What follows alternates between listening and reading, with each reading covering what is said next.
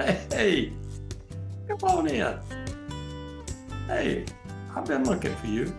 I am so excited that you have joined me. Well, my name, if you do not know, is Vickery. I am what is called the voice of generational wisdom. That's a label they put on me. I didn't put that one on myself, but hey, I'll accept it. I'm, I am glad you're with me. And today we're going to talk about the golden rule rules. You know, the biblical definition of the golden rule is do unto others as you would have them do unto you. Now, I have a little different version of that. My definition reads, do unto others as you would have them do unto you, but you do it first. Now, the definition of the golden rule for some people, I guess the best way to describe it, you would say that the gold, he who has the gold rules, but that's not where we're headed. The attitude of the gold rules have kind of forged its way into our society in even a greater way than maybe before. But the golden rule for our interest is a sincere and forthright interest in people, not in things. You know, you think about where we are in our society, the inability, I think, for people to really care as they should about others is limited in part maybe because of all the things that go on around us. But where does the golden rule, where does it stand in your life, in your ability to establish relationships and to build the connections that you'd like to have with others? Do you need to develop a greater receptivity to others? The golden rule begins, I think, with a caring heart. This is the kind of heart that is attractive to those around you, even those you hold or may hold adverse thoughts about and maybe have experienced negative feelings. We humans, you see, we are essentially dependent creatures. The greatest source of earthly strength that we have is each other. Humans, I would think human greatness normally involves the role of many people. It's difficult to be great by yourself. But a great lesson to learn is that we do not lose ourselves by serving others. We find ourselves. We never know how much we're truly worth to ourselves until we know how much we're truly worth to other people. So the longer we live, the more I think we come to realize that if we want to help ourselves, the best way to do it is by helping others. In the long run, the golden rule rules. Now, what's some of the things that make up the golden rule? Well, over the next two times we visit, we're going to discuss numerous things that we can do. Today, we're going to take a quick look at 5. Would you like to be more grateful, more respectful of others, more giving, more encouraging? Think about it. Or as you look at where you are, acquiring new attitudes, because that's where it starts, about others, and then being able to develop the skills that will lead you to be able to involve other people in a greater way in your own life. I think the possession of these kind of traits fuel that internal growth as much as anything that you can possibly do. Now, take the grateful. You know, we've talked about gratitude. We had a whole session on it. But acknowledging things with an attitude of gratitude It creates a mood and perspective that takes in a whole new aura of positivity. The gratefulness element produces a keen awareness of the value of others in shaping our life. Being thankful, the two most important words that we can speak. Thank you. But being thankful opens the door for more meaningful settings to prevail in the building of relationships. So think in terms, am I thankful to others for what they do for me in my life? Do I express it to them? An attitude of gratitude will improve your altitude in people's circles and in life itself. The level of success in people skills is often determined by what we scatter, not what we gather. We've said that one before, but it's sure worth thinking about. Do you have respect for the difference of others? In the Golden Rule business, learning how to respect people with diverse views adds flavor to life. Respect for diversity is an essential component of a Golden Rule arsenal.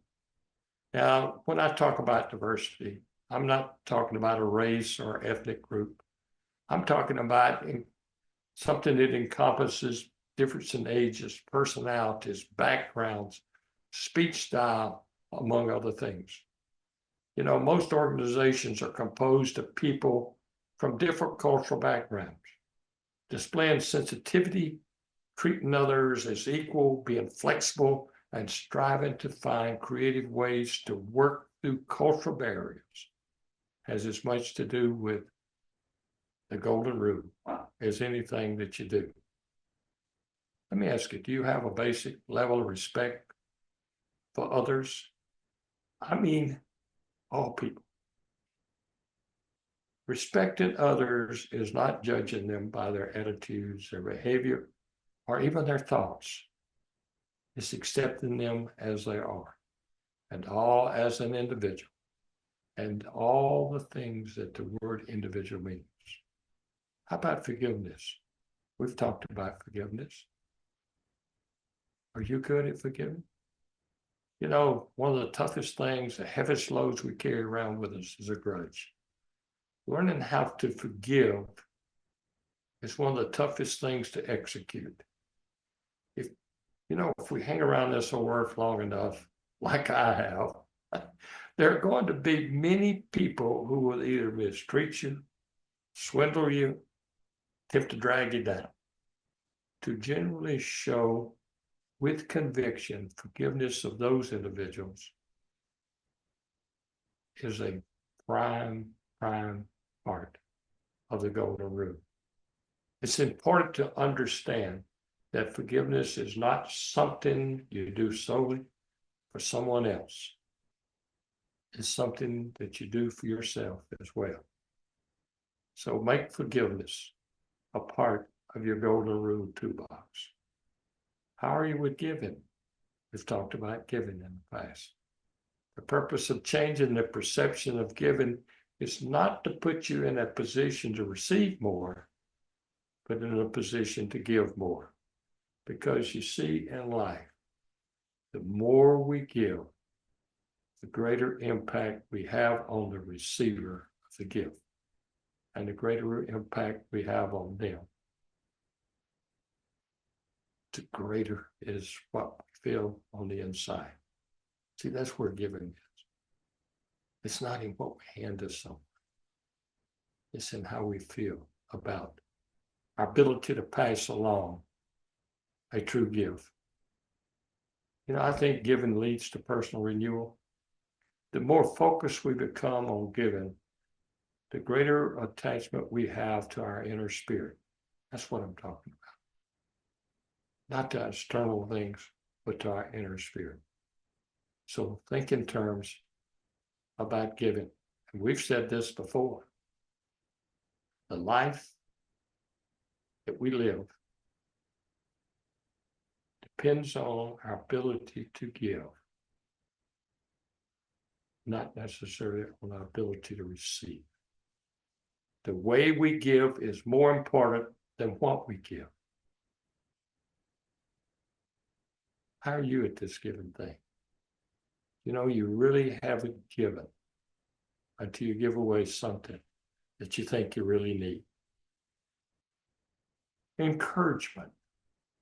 I want to spend just a minute or two on encouragement, because I think that around us are people that are, I tell you what, you can see the pains of their heart, because it seems to exist within fortress of insulations that people have a lot of things weighing on. Past disappointment, hurts. We can see it in false smiles. We can see it in people that sometimes have cheerful actions, but down under. What is going on? They have built solid emotional walls to protect themselves. Maybe you've been right there.